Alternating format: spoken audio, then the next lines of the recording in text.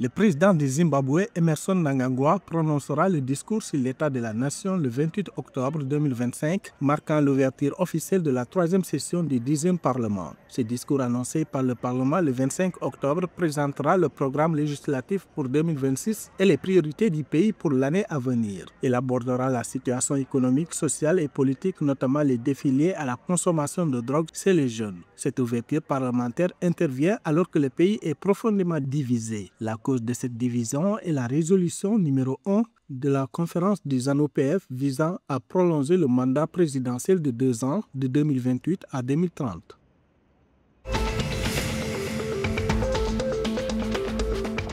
Le roi du Lesotho, Leslie III, a reçu le 24 octobre 2025 le prestigieux prix présidentiel du Partenariat mondial de l'eau, reconnaissant son leadership du royaume. Selon les médias locaux, cette remise symbolise la reconnaissance internationale du leadership exceptionnel de Sa Majesté, le roi Leslie III, dans la promotion des projets d'eau des hautes terres du Lesotho en tant que modèle de coopération transfrontalière, de paix et de développement durable. Il fournit de l'eau et de l'énergie hydroélectrique à des millions de personnes.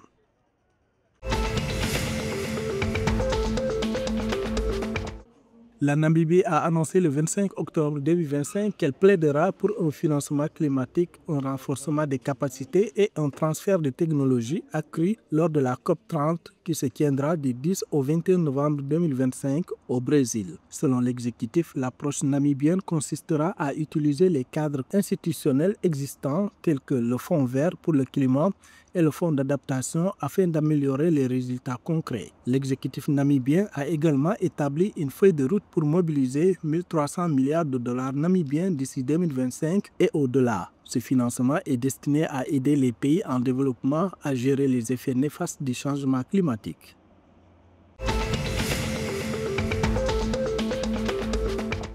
Eswatini fait face à une augmentation alarmante de la cybercriminalité avec la fraude au portefeuille mobile ou escroquerie Fakata en tête des incidents signalés. La commission des communications d'Eswatini a déclaré le 25 octobre que l'utilisation croissante des plateformes numériques expose le pays à diverses cybermenaces. Ces escroqueries ciblent principalement les personnes âgées, les incitant à révéler des informations personnelles ou financières. Selon la Commission, entre le 1er septembre 2024 et le 30 septembre 2025, la police a enregistré 275 cas liés à la cybercriminalité, entraînant des pertes de 8,6 millions d'euros, soit une augmentation de 2,6% par rapport à 2024.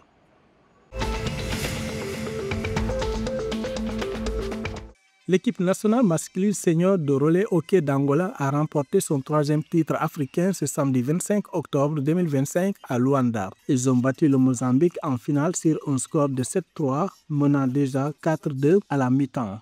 Les buts angolais ont été marqués par Erivaldo Domingos, Francisco Eduardo doublé, José Albino, Nelson Miopé et un but contre son camp d'Arthur Evanilson Pedro. Pour le Mozambique, Absalao Mapingissé et Pedro Pimentel ont marqué. L'Angola a également remporté l'épreuve continentale des moins de 19 ans contre l'Afrique du Sud.